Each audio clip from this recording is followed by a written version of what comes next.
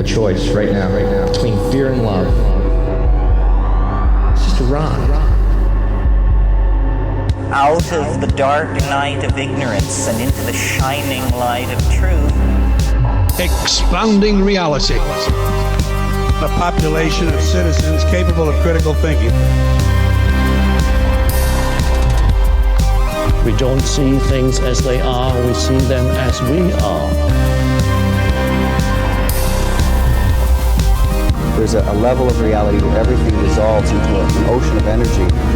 We empower our experience by insisting on our authenticity. That's very profound. Very. Expanding reality.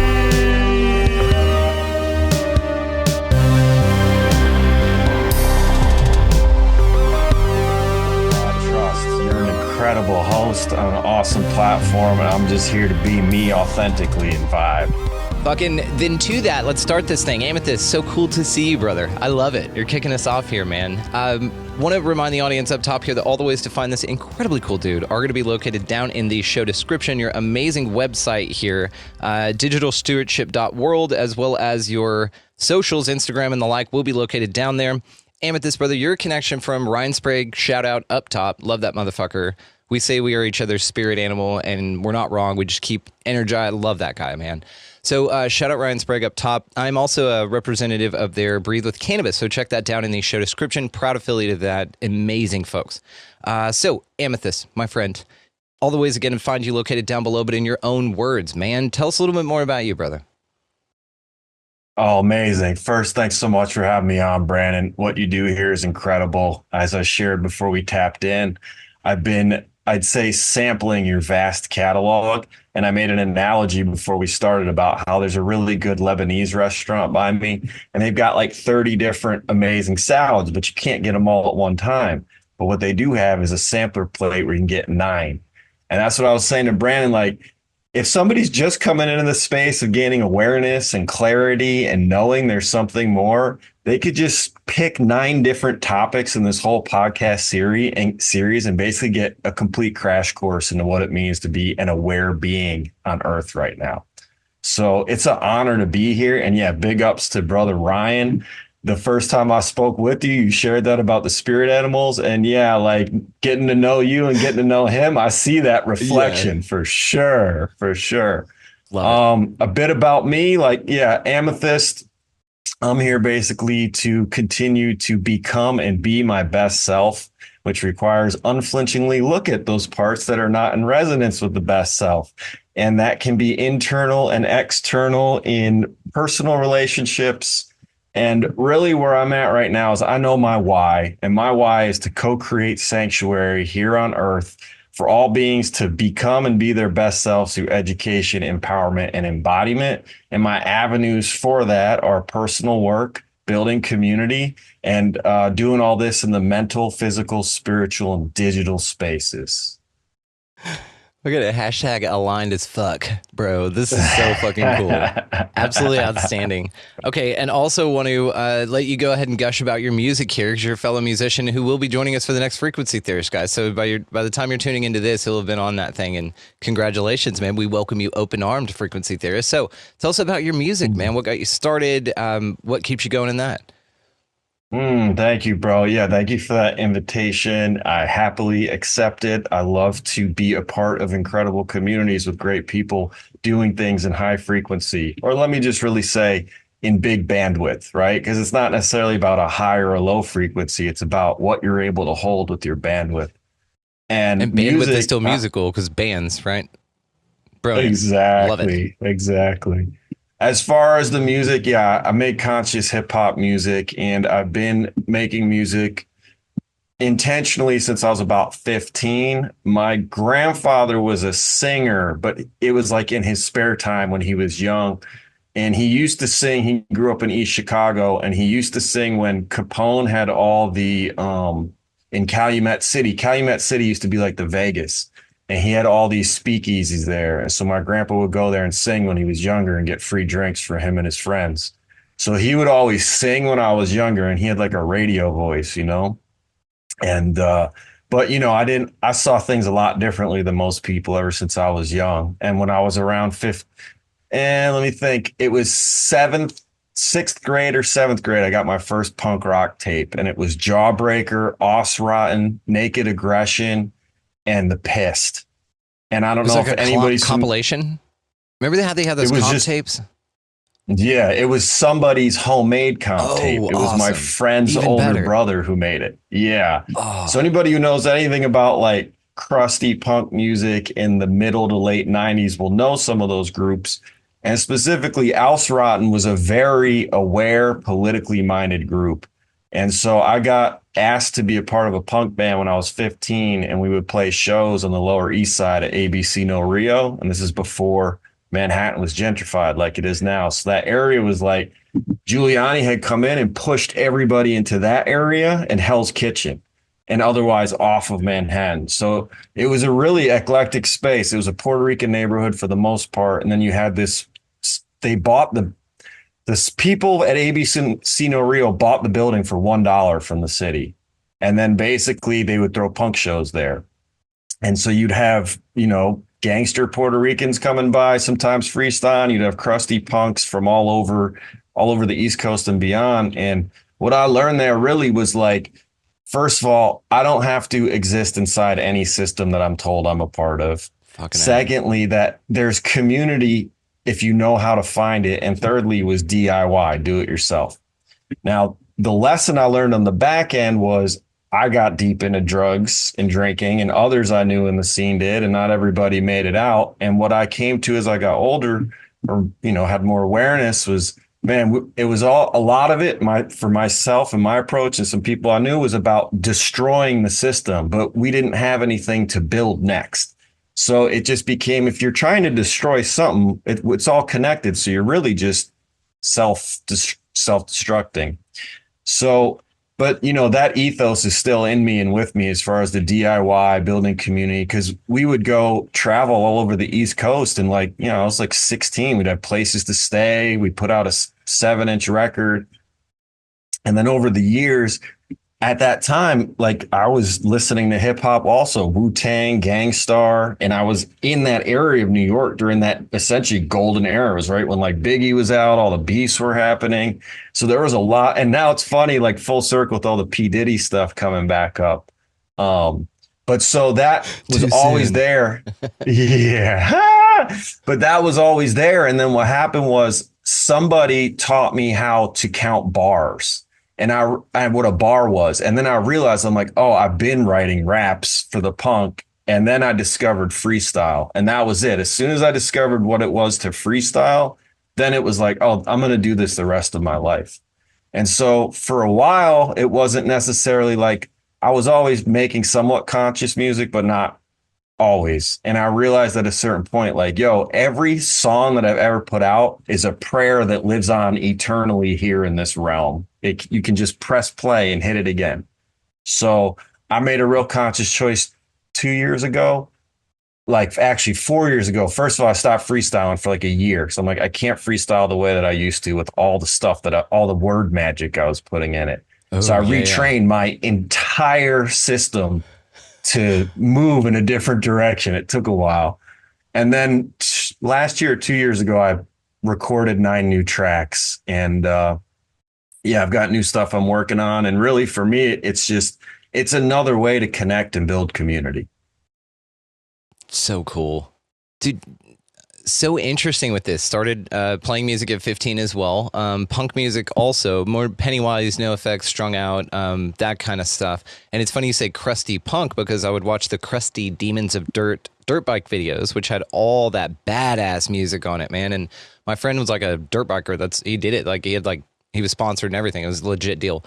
And I would hang out with him, and he would have all of this cool stuff. And so it integrated perfectly with punk music. And then punk music, of course, liberates us to think outside of our box and to say maybe other people feel the same way that we do on a deep level and aren't as acquiescent to it. They're not okay with accepting the unacceptable, just like I'm not.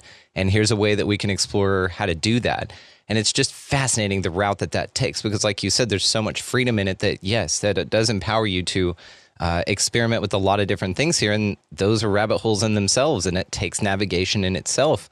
It's a fucking minefield, fascinating realm, man. But you said it with your mindset, dude, and really keeping focused and on track. And congratulations on retraining your speech. That's another thing we talk about so fucking much here. Abracadabra, as I speak, I create, right? And for you to then go around and re-speak and learn that, we're learning this in the sovereignty community right now as well, how to speak differently and how to really be intentional. And so this drives perfectly, man. Absolutely cool. Yeah, thank you, bro. Yeah, that's a potent piece of it, right? Like the words, right? Because it's like, okay, you look back in holy books, we'll talk about the Bible. First, there was the word, right? But it's really like, first, there's light that slows down into sound that slows down into matter. So the light to me is multidimensional. It's not just in this reality, but the sound and the matter are the light's choosing to slow down in this 3D reality and become this. So if we know that the word is the focal point that turns the light into sound and matter, then how we speak is absolutely tantamount to how reality shows up. Bro, you nailed it with that sentence. Can you just say that one more time? How we speak. All right, let me try. Okay, so light slows down to sound, slows down to matter. And if light is multidimensional and existing beyond all the dimensions, and the code that moves between them, or at least as far as, comprehension is at this point, with limited awareness of human abilities to comprehend it all. But when it slows down into this realm, sound is the basis of it all. So when we speak, it absolutely affects the reality that shows up around us. Thank you. Thank you. Thank you. Thank you. It was so important. I'm grateful that you were able to deliver it a second time for us, because it is so crucial here, man. This is what changes it all, right? Because this is the vibratory nature of things, and it's power contained within your voice. And this is why people are taught doublespeak as the proper forward language, as to say, I'm something after it that bounds you to the thing and is so restricting and limiting, but it's free speech that everyone uses. So to not use that is wild and bizarre to some people. And way to hang on to your resolve on this. So do you have any examples of a couple of words? Like I'll give you one and then just ping off me here. Understanding is one that I say, I don't stand under anyone. So I don't understand shit, because that would mean that I stand under someone else's either authority, ideals, whatever. I understand, and that's where I gain my clarity from, rather, right? So is there any examples like that you've changed out in your life? Oh, yeah. For sure. I mean, that is absolutely one. And it's like, understand, overstand. Another one is, I don't like to approach space from saying only I think. It's like in my awareness, because it's not just my thoughts, right? Like if I'm only in my thoughts, then I'm not in my heart. And if my mind and my heart aren't coherent, then I'm not tapped in with formless awareness, which means I'm making decisions from an ego-based space. That is my new empowerment one. Nailed it with this. In my awareness. The wife and I have been talking about this recently, and she is awesome, man, because I'm anal retentive when it comes to speech, because she has asked me to help, and I've just changed my life, and I've been anal retentive with myself, and so now it's extended to my home, because she's seen how powerful it is, right? And so now, and I will give her, I'll ask her, I'll be like, do you want me to stop, and she goes, yeah, just give me a minute. I'm like, okay. And so we've also navigated the trigger points within it when it's obsessive, because and the reason I feel it needs to be obsessive, we had the whole conversation about it. I'm like, I'm going to be this interjecting with it. Every time you say something, I'm going to grab it real quick. We're not going to let it continue in frame. And you're going to have to see how fluid this is with your vocabulary so that you can see how prevalent it is. So you can really be mindful of this. One of the ones is, instead of saying I'm sad or something, you say I'm accessing sadness, right? What are your thoughts on the accessing of feelings rather than embodying them as saying you are that thing? I love it, because the whole thing is like, all right, and this is something that I've come to, especially off studying crypto and finance over the last 4 years, is like, what is currency? And currency, all it is really is attention and intention to focus the energy of the divine. And that's currency. And currency can take all these different shapes and forms. So when we identify with one thing, then we're identifying and placing our attention there, and that's where the energy is going to flow. So yeah, I'm accessing sadness. I feel sadness. I'm experiencing sadness, instead of saying I am sad, because what we're doing then is, we both know that the I am statement is the infinite statement, right? I am, it's all of it. So when we say all of it is this one thing, it's limiting that experience, and it's creating like a box. Nailed it, dude. Absolutely nailed it. That whole I'm the one they call I am. That shit, dude. Just settle down, or just at least be as aware of how powerful it is, and then throw mad intention behind this. And this is the thing I'm doing with the wife, because the other day, again, she stopped and she goes, I'm accessing sadness. And she grabbed it real quick. And it was like this, oh my God, it's like, it's so big, and you could see her confidence with it, because it was what she truly meant. And now she's not saddled with this tulpa where she's like, hey, I'm this thing. Okay, go ahead and hop on, buddy. You're going to ride, for a little bit, and I'm going to be weighed down by you. And you choose to put that mochila on, man. Just don't, dude. Just like I say with any of this shit, dude, get a visa, not a mortgage, man. You don't have to fucking lay claim there and start a garden, dude. Just go there, visit the motherfucker, and bounce, man. That's what it's here for. And that alchemy, that's that process. Mm-hmm. Dude, this is so huge. So with the speech thing especially, give us some more on the speech stuff, because this is mad, dude. In my awareness, I'm very grateful that you're here to help us with this. So what's another couple you got? Well, I want to say first, like, deep acknowledgement for you and your partner. I've heard you talk about her on the show a number of times, and it sounds like you two are really navigating it in a really good way, because being in sacred union right now here on Earth with all the stuff that's coming to light is a lot to balance. And I really appreciate the clear communication you shared around, like, hey, I'm going to be on it. Because what is it really, right? It's like these vessels contain DNA, which lives in the cytoplasm, which is 80% water. We know that water is affected by light and sound. So what ends up happening is that these patterns get encoded in the DNA, right? And then it's unconscious that it's coming up. And the only way to shift it is to become conscious of it. And it can be very challenging to do on your own. But when you have somebody who cares deeply about you and is communicating clearly about it, hey, I'm going to call your consciousness to it every time so you can see where it's unconscious. Nailed it. And so that piece right there is like a fundamental foundational piece of my experience in how I approach what I do, is like, I want to be conscious, which means that I've got to become conscious of all the ways that I'm behaving that are harmful towards myself and others unconsciously. And so I want to give you acknowledgement, and your partner acknowledgement in that, because that's deep work and it's doing a lot for everybody here on Earth.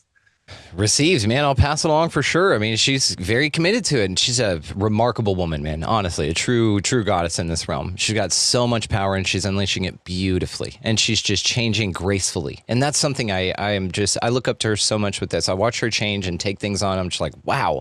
And then I'm thinking about when my Dark Night of the Soul recently, and how she's helping me not kill myself, and I'm just like watching myself just destroy everything, wanting to burn it all to the ground, just fuck everything, like angry. And she was there to be graceful through that process. And so honestly, she's my rock, man. Thank you, baby. I love you. So beautifully recognized, and I will receive that, man. But she's incredible. It takes two on this. And that's the other thing, man. It's not I'm forcing her to this. She has seen the changes it's made in me. And I've lived in an example around here. I'm not recommending anything. She goes, hey, what are you doing with that most of the time? And that's the point I'm at. I'm not power revering shit. I'm not out here to change anybody's life. If you were in my path and you were curious about what I'm up to, cool. I will offer the opportunity to invest energy into that. But if it's just guys, look what and you should be, man, have you seen? Nah, that's, we're done with it, man. And it feels so fucking great. You smile. I see that shit-eating grin on your face. What was it like to precipice that peak for you? Well, I mean, so I want to say, like, one of the things you asked earlier about the language, one thing I like to say, and what you brought up about the Dark Night of the Soul, is like, I'll say that it was not the easiest, and it's still something I'm improving and getting better at, because I'm always becoming my best self as well as being it. But how is this working out for my benefit, even when the worst possible thing is happening? And that is something I could say, like, what has brought me back from that space or brought that deeper into my awareness. I mean, it's things that I've built up importance around, like whether they're money or their freedom or their partnerships, and it has to work this one way. And then when it doesn't, the reaction is because it's not working how I envisioned it. And that's just like hubris, right? Like, it's not up to me as this version of the infinite. I'm one piece of everything. So it's more about how do I align to staying calibrated when reality or creator, air quotes, whatever name we want to put on the infinite, shows up like, here's reality now. And I'm all about, like, yeah, we're co-creators of it, but it's not based on the individual will. It's based on the larger will of all. So, I mean, I've had some things in my life that brought me to that point where it was like dark nights of the soul. I mean, what I feel is like, it's not one, they're a series of chapters where the ego is dying, or at least what the ego thinks its experience is. And it's like, nope, soul's like, here we are. This is where we've been this whole time. Like, sorry to pull the rug out from under you. And if you're asking me to speak to one specifically, okay, so 7 or 8 years ago, I just committed to being like fully in my embodiment, but it was a longer, slower build. And I agreed at the time to buy a house with my then partner. It wasn't what I wanted to do. We bought the house, had our child, and within a few months, they put up a 5G radio 20 feet out the back door. So I basically went up against the city and Crown and Castle, and they were like, it's federal, you can't do anything. And they showed me the heat maps, and it looked like an earth grid. Like, if you know about ley lines, like the way that they were doing it, it was like, I'm like, because I studied a lot about ley lines and earth grids at that point. So at that point I was like, okay. And I said to my then partner, all right, it's time to get the land and get out of the city. And that's when it was apparent that we weren't on the same page. So basically, I shifted my entire experience. We split up, and I was trying to buy land to start a retreat center, but it kept getting blocked. But at the time, word magic, I had a great teacher that was like, just say everything you want, record it, and listen to it. And I did that. And then out of nowhere, this place showed up on 11/11 as the first day I came out and looked at it, and it had everything that I had in my prayer. I had even said that I was going to have a punching bag. When I pulled up in the place, there was a punching bag hanging from the front, like a tree in the front. So that's the part on the end that was great. But that middle section, man, everything went. The career that I had, the business that I had, the relationship, and every piece that I identified with, friend circles. You've been through it, and I'm sure many listeners on here know what it is. So I just see it as like, okay, that one worked out great for me, but it was real uncomfortable. So again, when it comes to it, I'm just like, when I'm in my best form, is how is this working out for my benefit? Wow. Because it's so true, because that's all that matters, right? And you're saying, how does this work out for my benefit in the darkness, man? I just kept asking, like, where's the gift? Where's the gift? That's all I kept asking. Where's the gift? I know it's in here, just fucking into the light. I command thee. Where is it? And it's fascinating too, because through that process, of course, you're doing it wrong as you're demanding it, and so there's frustration and brought up in that process, and it's so fascinating, man, to navigate this place. And from a conscious place, if you're honest with yourself, this is a motherfucker. You quit drinking, you quit doing the stuff. I'm what they call California sober, right? And I quit drinking like 3.5, almost 4 years ago, and I feel phenomenal. I have no compunction whatsoever, but was able to drink a little bit of wine with Chris at his wedding when I married Chris Matthew and his partner up in Colorado, and do a little bit of shrooms with them. And I'd kind of written both off, but it was set and setting, and so, and I felt great about it and had no issue with imbibing, with none of that, didn't feel attacked in any of it. So there's a new sort of empowerment that comes along with this as well, because of course you don't need it anymore, which makes its power of you negated instantly. And there's just so much freedom in that. And then you'll find this along with friend circles and things as well. So they were holding you back. So of course they had to go, but God damn, man, in the time, it doesn't feel like that, does it? You get, I think in this realm, and it was said, I don't remember who said it, and it's a brilliant quote. I wish I could know who you are so I could cite you constantly, but that you get the message in 3 different ways, and you get feathers, bricks, and trucks. And if you can get to this interesting, right? If you get to this interesting place, you definitely don't get the trucks anymore. And you can see the bricks from far out, and now the feathers are so much easier to spot. It rubs your face rather than something you knock off real quick subconsciously. Your subconscious would bat these things away fast, and you weren't even aware of them. But once you get in that stillness and you can sit back and start looking at yourself, you'll find actually that these little things tickle your face for a reason. And that when you give them the attention or pay the mind that you need, you're able to spot and move like Neo, dude. You're quicker than the things happening. You're faster than anything can be manifest in reality, because it gives you an opportunity ahead of its manifestation. This is the part I'm at. I've learned this. sort of, are you sure, is I think what's going on here. And the universe, or whatever this fucking realm is asking you that 1 3-word question to everything you're doing. Just, are you sure? Just, do you want to move forward? Okay, are you sure? Because when you go, are you sure? All right, we're going to rip this away, and this needs to go, and that's got to go. And then through that process also, it's painful. And so through that, it's asking you constantly, are you sure? And you just got to keep answering yes. And eventually all the shit gets thrown off. And then now here you are, and this amazing smile on your face on this cool show talking to this dude, right?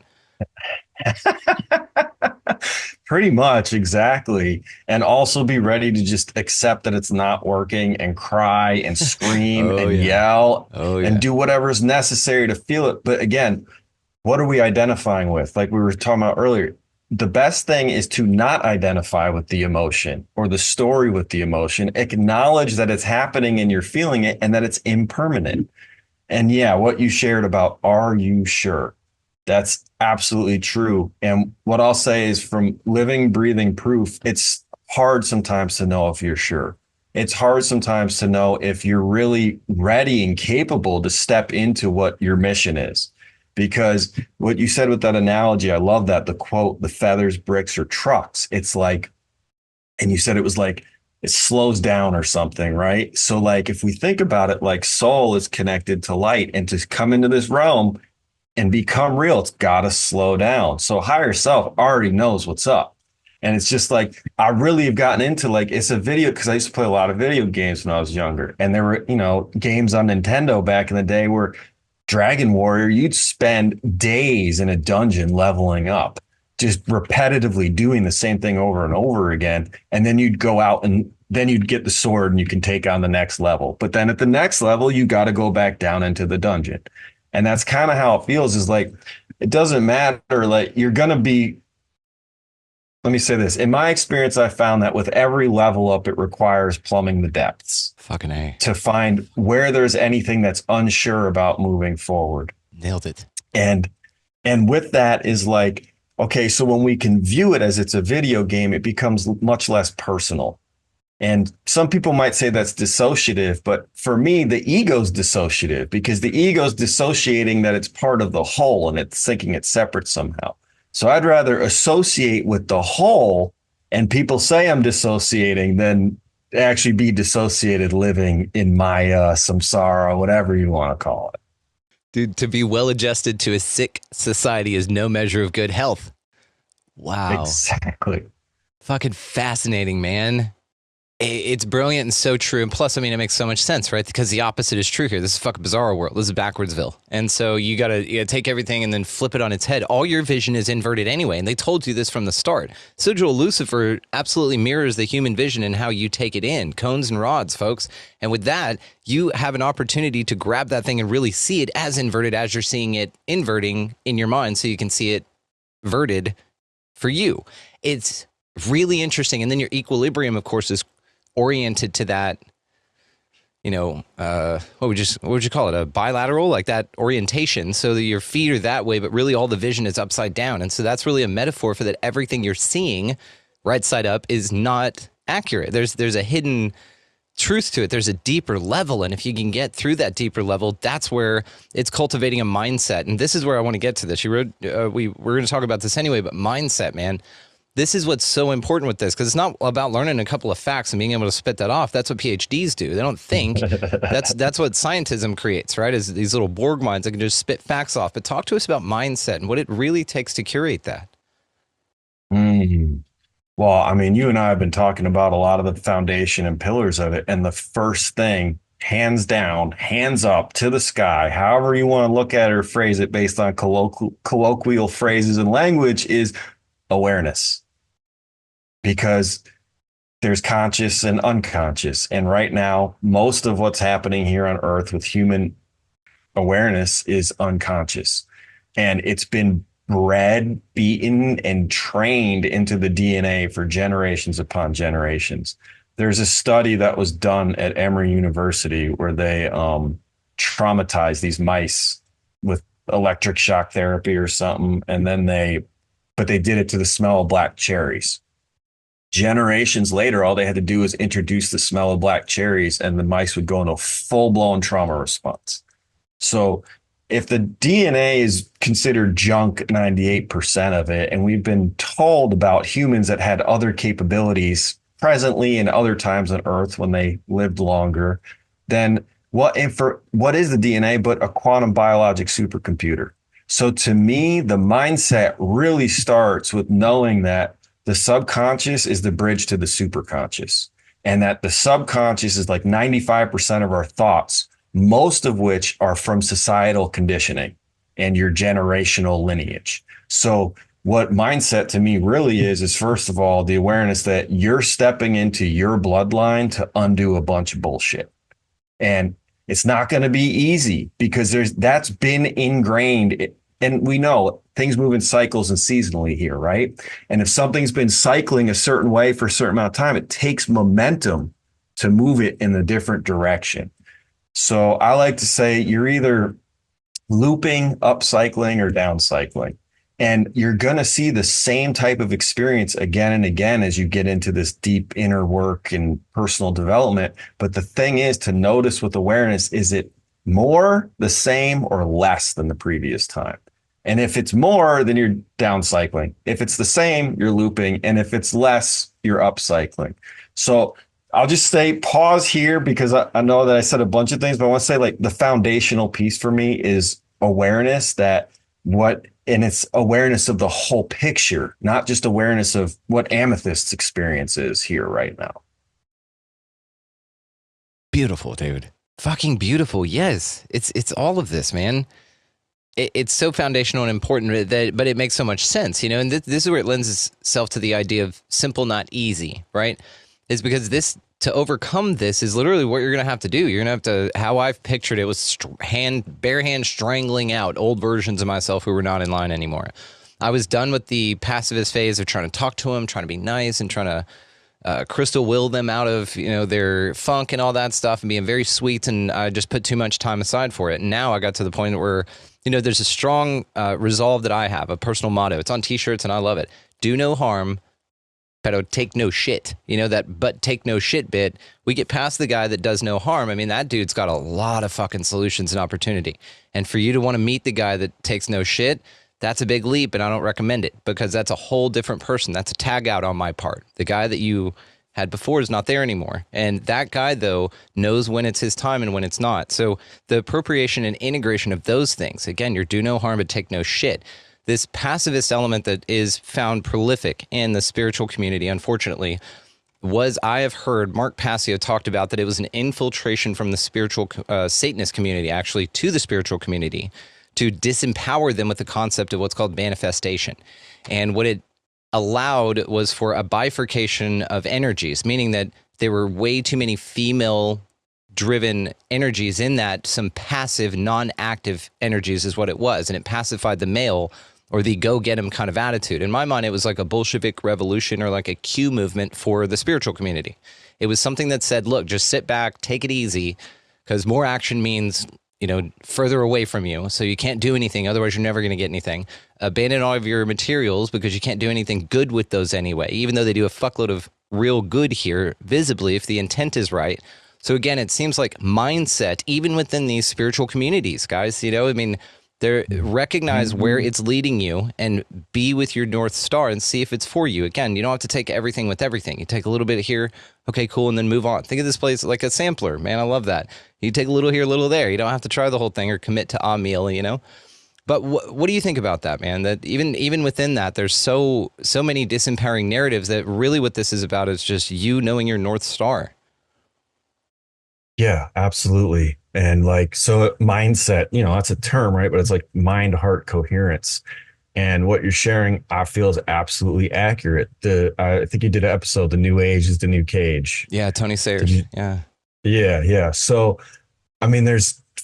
look, dude, if people are awakening and we're already in a matrix, why wouldn't there be another one on another level and another one on another level and another one on another level? So it's really at what point do you become aware that as within, so without is real, and that Mandelbrot fractal is pretty much shows you how everything is.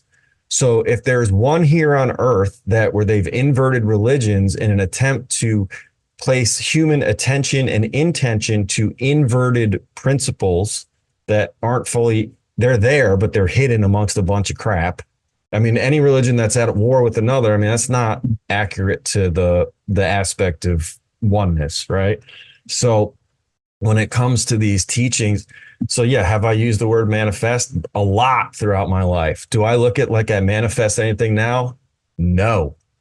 All I'm doing is aligning to the outer will. I'm aligning my inner experience to the outer will. And it's not about me anymore. It's not about me being wealthy. It's not about me, any of the stuff that I had from when I was younger. But, you know, those things coming in alignment with my purpose. Yeah. And that's what I feel it is the new cage. There's truth in it, just like there's truth in the Bible, just like there's truth in Buddhism, just like there's truth in anything that you want to pull from. But that doesn't mean that it's 144% clear. And so anywhere that you're going and seeking growth or knowledge, or you're told just don't do anything, that's not how that's not how this works here. It's not how the simulation, this reality, this hologram, it's not how it works. This place works through the transmutation of things and the balance of surrender and effort. It's like the eagle flying high, right? The eagle could see super far with its eyes, and it has so many opportunities that shows up. Once the eagle strikes, it's weak, it's exposed, it's on the ground. It can't do the same things that it did until it's back up in the air. So it's about being aware of what's going on and then waiting for that cue, that sign to move in the right direction. But simply saying, I manifested it. First of all, it's taking it away from outer will. So no, you fractal of the whole did not manifest anything. You aligned to it through doing your inner work and clearing your blockages. So yeah, bro. And it's like, of course, stuff's been infiltrated. Of course, there's all kinds of stuff because what is the principles of this place? It's attention. So where we place our attention is how this reality shows up. And that's why the US dollar bill has all those prayers on it. It's what it is. It's prayers. And you can use those same prayers and symbols, but with different intent and have different results. And I used to be afraid of all that stuff. I used to be afraid of the symbolism. Illuminati Congo, who's a teacher of mine, a good friend of mine, the first time I met him, I said, look, I know who you are. I know your music. It's great. But your name, I've always felt resistance to. And he shared where he was with that. And, you know, for me, it was like, okay, like I see that, like I had my own fear that was programmed into me about these quote unquote secret societies. Are they out there? Sure. But what does that matter in my everyday experience? I can become aware of it, but if I'm only placing my attention on them, then I'm only giving them my currency. Perfect. You're only animating anything around here with life force energy with your attention. It's beautiful. It's absolutely. I see this place as that carnival game. I've explained this with the heads of the clowns. You know, whenever you fill it with the water, it fills the clown up. And if your buddy's a little off target, yours fills up faster. But either way, everything in this reality is that. And so what do you want to grow? Do you want to grow your garden? Do you want to grow your own health, your own mental well-being, all of those things? Or do you want to look at the TV and go, oh my God, continue to feed me things that scare me? You know, what would you like to inflate in your life? What life force are you animating? And it's a beautiful thing, because if this is sort of this massive swell, there's a part in this. I mean, I threw my hands up with it. I was like, well, fuck it, man. How are we ever going to, well, you know, I got to, all these people got to get their shit together and put the Kardashians down and stop jacking off all over the, like, fuck, man, you know? And so you go through that, but then you see the only thing you can do is be the shit out of you. And man, the shit out of you changes so many more people than you know, just by existing in the state of that. It's an emanation of yours. Like, the world can't help but change around you. You're going to gravitate so many amazing things to you. This is where you change from being the bee buzzing around like, what's this? What's going on? Oh my God, what's going on over here? Pollinating things all over the place, to being the flower, man. And this is where you just sit back and you're like, man, I'm going to be the fuck out of this flower. And all sorts of things. People come over to smell on your ass. Like, folks come over and love on you. Bees all over, pollinators everywhere, man. And that's the thing, is you'll attract all of that, but it's a stillness. It's being with when the wind blows. And when a storm comes, you still know, hey, man, I'm here through it. And I'm still going to be a beautiful flower through this shit. It's amazing, man. This stillness and this resolve is something that's very new for me. It's my North Node, actually, which is what you're supposed to embody. What are your thoughts on astrology and all that?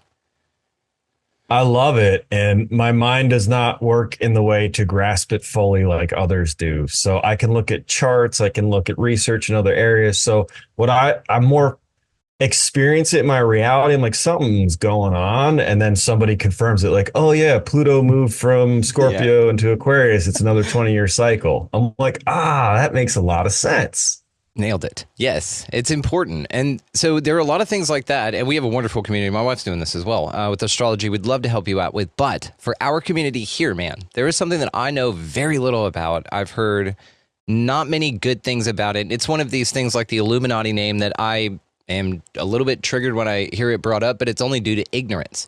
Do you mind enlightening us a little bit more about this Web3, crypto, blockchain, all this stuff, man? Give me a little clarity on this, if you don't mind. Yeah, for sure. I mean, the first thing I'll say about it is it's just like anything that we've been talking about right now. It's where is your attention and intention? And so anybody I talk to about even working together, my first question is always, what is your intention? And they don't have to have the strongest one. They just have to have an idea, because I'm all in on what's the why. What's the why? What's the why? Why are you doing this? Once we have the why, what are you doing? And then completely erasing considerations of the how or the when. The why and the what are heart. The how and the when are mind. That's the ego trying to figure it out. So most people come into the space, myself included, in 2017, knowing not a lot and thinking they're going to get rich fast to change their life because they're unhappy with it. So the first thing is always like, if you're unhappy with something, don't look to something else to change it. Do that inner, and what I mean that is like, don't look to an external thing, like do the inner work. Find something that will help you access that, whether it's a guide, a teacher, a mentor, a drip course, someone's Instagram, whatever. So how I feel about it though, and what I've learned in the last 7 years is it is a quantum school for coming into right relations with currency and community. And I'll say that 95%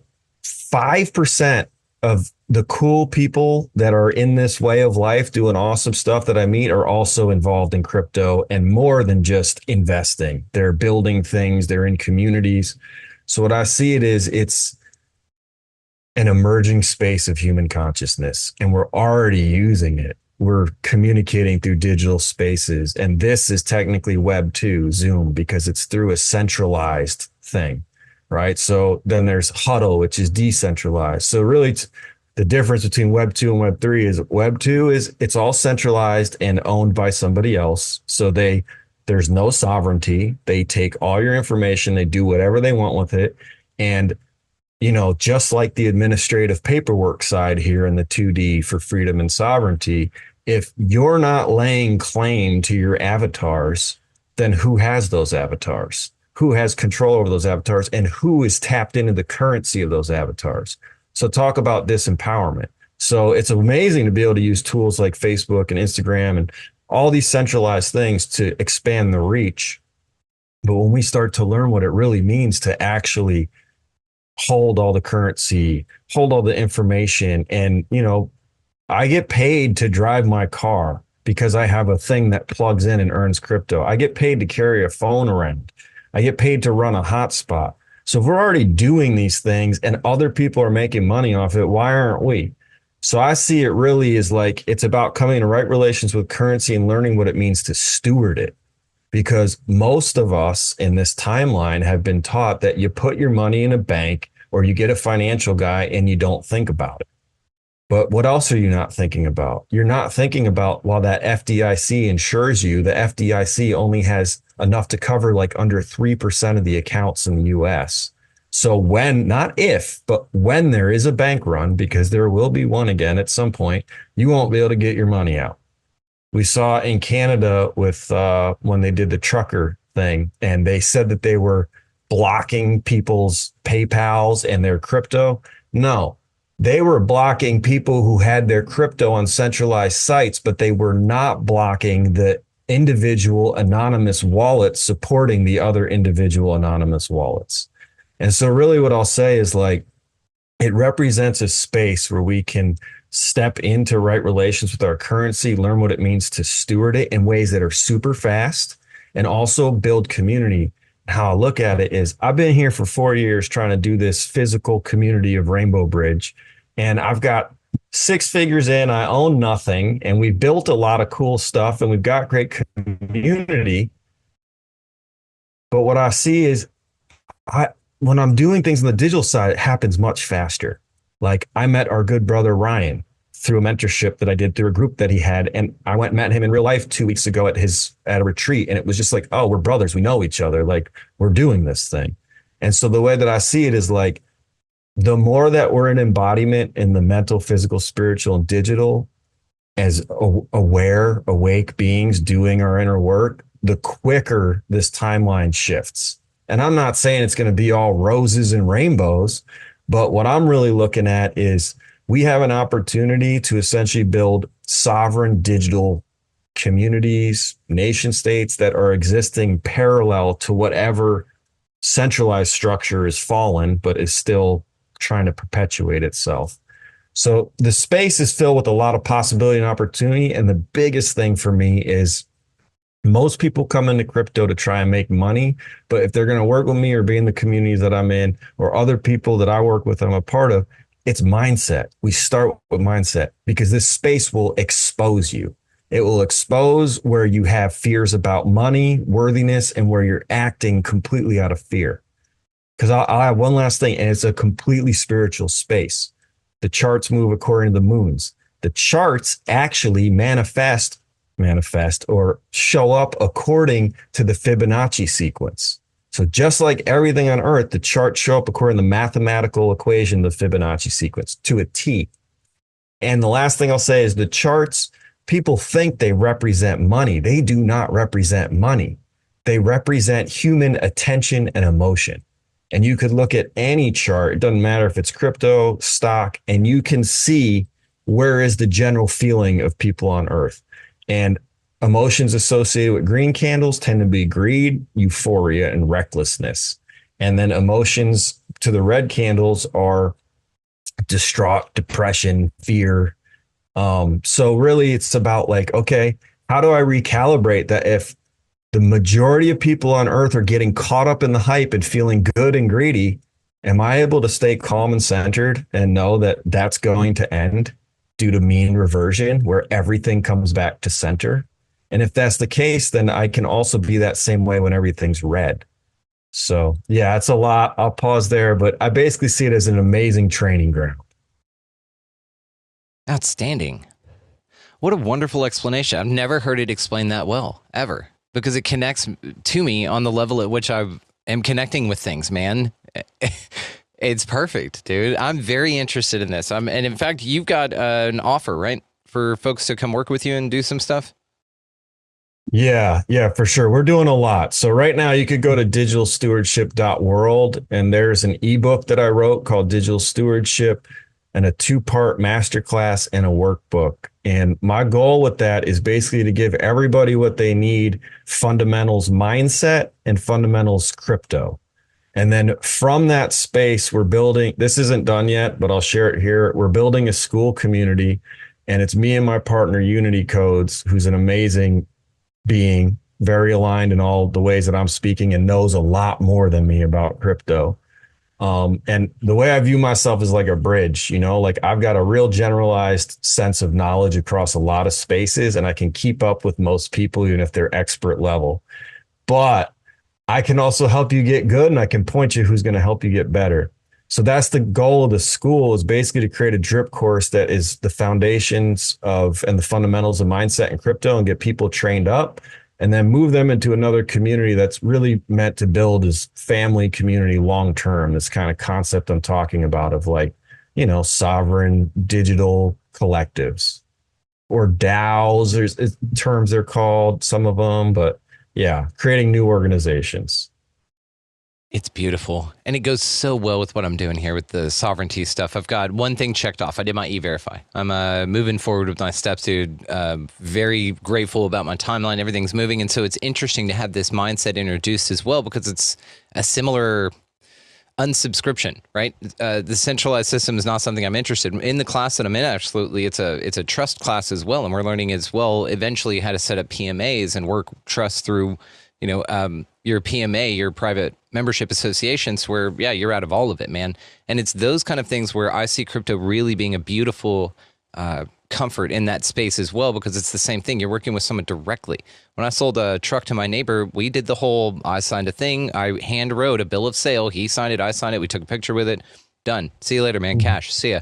It's that type of feeling that I get with what you explain with it. Before, it felt like some Wild West, unregulated. Again, you get these triggered concepts, and I'll just give you mine, just for anybody out there who may be feeling this as well, just some Wild West, unregulated. Where's the changeability to it? And there is an element of Luddite in me, because I mean, we're still creating books, man, we're publishing, and so I'm a big into tangibility, but if that can be translated into a larger tangibility in the form of community, more trust, a greater asset security, greater infrastructural speed and logistical operation, then there's nothing, I see nothing wrong with that improvement. It's, again, getting over, I think, my own mental triggers about, like, well, if you can't hold it, it's not real. And I have an issue with credit and stuff. Like, I didn't get credit. I didn't have any credit. Not bad, not whatever. I just said, hey, if I don't have money, I'm not going to pay for it, kind of thing. So I never bought into the system of, which has not been a wonderful strategy, honestly. And so it's just interesting when we start navigating these new things and seeing them for what they are, but with somebody who has heart in the element, man, that's what it needs. And that's what I need to be able to connect with it. So the way you explain it makes perfect sense. And I will be taking you up on this ebook masterclass and workbook thing, dude. I'm going to head over there. I've already got it. And that's going to be linked down below, guys. So go check it out for sure. Take him up on this. If nothing else, just for ignorance stomping. And if nothing else, to make you feel more resolved and that you don't want anything to do with it, but have the information before you make that call, right?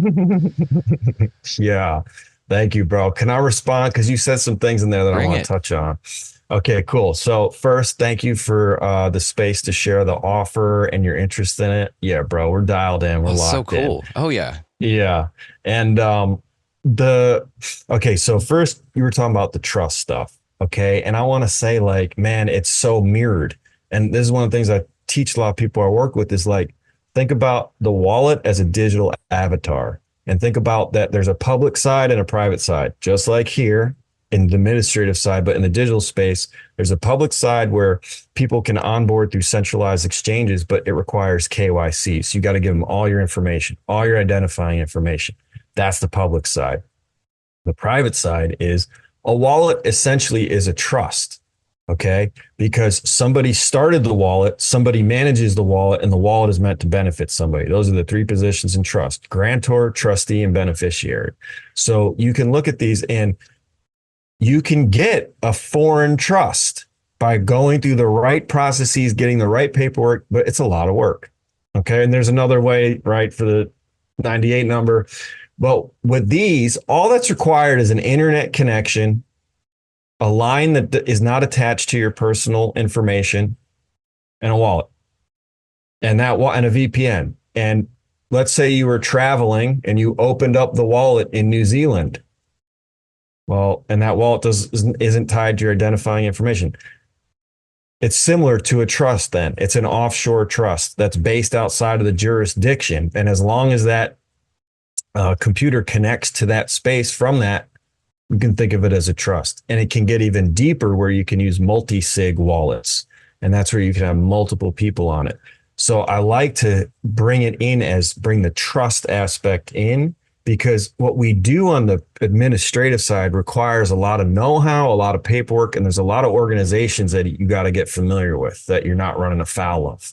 But on this side, all you really got to do is know some basic stuff, and you could essentially set up a trust, a wallet that's here for the next generations and is outside of jurisdictions and is outside of most people's awareness. Because so the blockchain, everything is recorded on it. Okay. So when people are talking about you can be anonymous, you can, as long as you don't slip up. It's all up to you and how you approach it. So it's really about being in the space and being aware of what's possible. And then also knowing that you can do things really quick over here that might take longer over here. And you also brought up PMAs and trusts. And, we have a trust and a PMA. So everybody I work with is under the PMA. And I see that there's a lot of crossover between what's being done in the physical and in the digital. And it's allowing these, like, there's a website called Wrapper, and they let you mint LLCs through a wallet that are minted in offshore and Marshall Islands or in Delaware. and you don't have to provide any identifying information. And I believe from my research, you could hire a registered agent to go do everything else and be on it and just have it be an anonymous LLC. Which should be a great because what you speak about with the avatars, I mean, straw man, right? That's what you're traded on, and that's what you are, and that's what we're here to kill off, essentially, by realizing that we're alive and then operating that way. But with an avatar as well, you don't want to kill it off completely. You still want, and this is what they talking about in the trust class, and highly recommend. I'm going to link down there, guys. I'm going to link the trust link. If you guys want that, it's a discount off of your first month trust class. Okay. And what they talk about within that is essentially being able to free yourself from all of these elements. Now, whenever you talked about that you can set up a VPN in a country, you do need to do this in what's called a non-Hague country. You're familiar with this, but just for the audience, it's a list of countries, and I will just list the non-Hague countries down there so you guys can check this out. And the deal with that is don't go setting this thing up in New Zealand, for instance, because it's not on the list. Tanzania, no. No, it's not. So it's things like Afghanistan, Angola, Bangladesh. Egypt is on the list, and we know quite a few people in Egypt, so actually we could talk. Haiti, Iran, Malaysia, or just to name a few. So it must be registered as far as a foreign trust goes through a non-Hague country, is my understanding on this. But again, very easy to do this. But my question is whenever you go into that, you set up a VPN essentially in one of these countries, and then you just leave. And now it's saying that you have are you claiming domicile essentially there for the trust itself, saying it's operated out of that foreign country? I mean, so, what I'll say is this is basically the wallet is located in that jurisdiction according to the blockchain. Right. So as long as there's no identifying information to that wallet, then that wallet lives there and that wallet is in that jurisdiction. Just like having an unregistered, unlisted beneficiary of a trust. Doesn't matter. Nobody has access to that information. This is what I'm talking about here, dude. This is where we are with this. And so this is a beautiful time for us to come together, actually. This makes the most sense in the world, man. The trust is the oldest lawful and legal entity on earth. And so it predates all. So that's why I want to, that it's not just me. There's other people that are way more gifted than me in the space. I'm not one of my main teachers, is Chicago crypto blockchain bully. Big shout out. I still learn from him. I still work with him, and he's one of the most advanced people. So I'm not saying he says this. I'm saying this, but I'm saying that there is a sentiment along in the space that you can view these wallets essentially as trusts, and you can set up trusts that are based where they're based. And it doesn't have to, you could be where you're based, but it doesn't have to be you. You know what I'm saying? Like the wallet's the wallet. It's its own person. Like think about that. Like, a wallet can open an LLC. That means it is its own person according to the definition of person in commerce.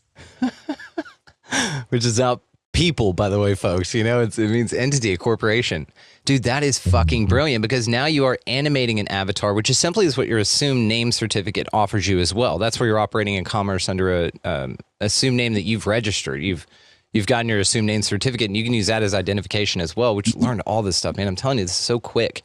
It's fascinating to do, because then, of course, yes, you have an avatar. You have a straw man that you can present up and go, hey, here's my little puppet to play your fucking game with, and then you're out, and it's not attached to you. You're not being treated as if you are that, which is what happens pre all of this. Wow, man. Just so interesting, dude. This makes so much sense. I mean, really, it does. Whew. Okay. Let me ask you...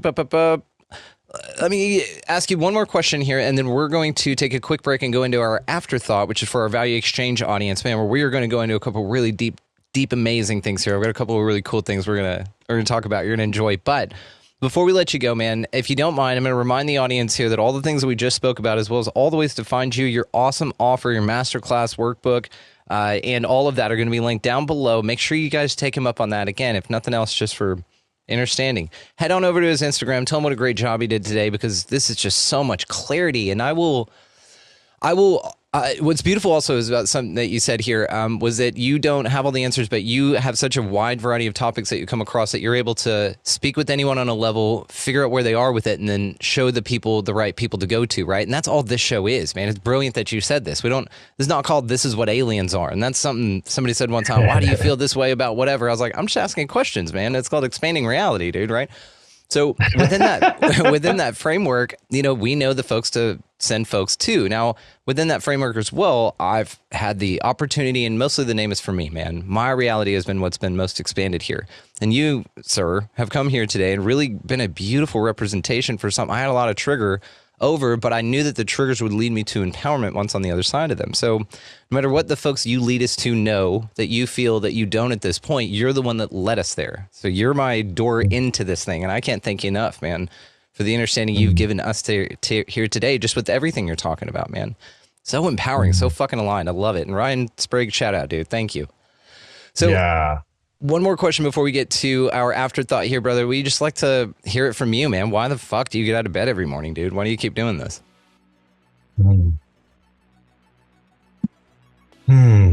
Wow. Well, so I already know my why. And sometimes I used to have a really hard time getting out of bed and going it every day. And you've talked about your experiences with not wanting to be here. I've had those as well throughout my timeline. And really what gets me up every day is that I'm alive. And I counted one time, there were 13 times I should have been checked out.